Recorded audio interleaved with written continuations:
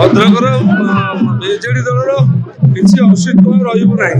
ତାର କାରଣ ଦୀର୍ଘ 24 ବର୍ଷର ଯେଉଁ ଅପଶାସନ ଆଉ ପାଣ୍ଡିଆନଙ୍କର ଯେଉଁ ପ୍ରାଦୁର୍ଭାବ, ସେଥିରେ ବିଜେପି ମାନେ ଭଦ୍ରକର ଜନସାଧାରଣ ପ୍ରତି ସ୍ୱାଭିମାନୀ। ସେମାନେ ସବୁ ଏଗୁଡ଼ାକୁ ଖାଲି ଅଙ୍ଗେ ଲିଭେଇ ଚାଲୁଥିଲେ, କିଛି କହିପାରୁନଥିଲେ। ଯେତେବେଳେ ଗୋଟେ କ୍ଷମତା ଆସିଲା, ସମସ୍ତେ ଜାଣିଲେ ଆମେ ସୁରକ୍ଷିତ, ତେଣୁ ସେମାନେ ସ୍ୱତଃପ୍ରବୃତ୍ତ ଭାବରେ ଆମ ଦଳରେ ମିଶୁଛନ୍ତି। ଏଥିରେ କିଛି ଅସୁବିଧା ନାହିଁ। ଭଦ୍ରକରେ ସମ୍ପୂର୍ଣ୍ଣ ଭାବରେ ବିଜେଡି ଦଳ ନିଶ୍ଚିନ୍ତ ହେଇଛି।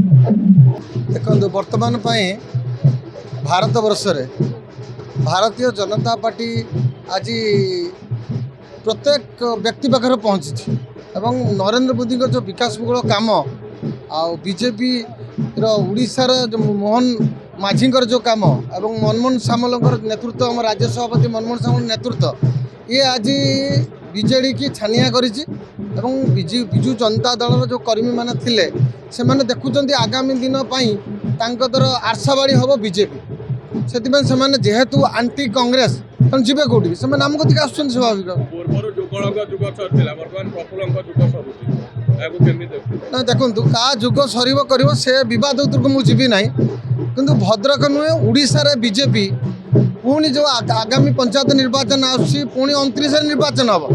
ଏକାକୀ ସରକାର ବହୁ ସଂଖ୍ୟାଗରିଷ୍ଠରେ ଆମେ ହେବୁ। ଏଟା ବିଜେପି ତଳ ସ୍ତରକୁ ଲୋକ ବୁଝିଗଲେଣି। ବିଜେପି ବିକାଶର ଦଳ, ବିଜେପି ସାଧାରଣ ଲୋକଙ୍କ ପାଖର ଦଳ, ସାଧାରଣ ଲୋକଙ୍କର ଦଳ ଏବଂ ଯେଉଁ ବେନିଫିଟ୍ଟା ଆମର କେନ୍ଦ୍ର ସରକାର ରାଜ୍ୟ ସରକାର ଦେଉଛନ୍ତି, ଇଏ ଡାଇରେକ୍ଟ ବେନିଫିଟ୍ ଦେଉଛନ୍ତି।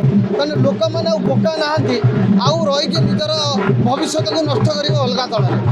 जदि आपंक आम भिडी भल लगा तेब आम चैनल को लाइक, शेयर और सब्सक्राइब करने को जमा भी भूलु नहीं।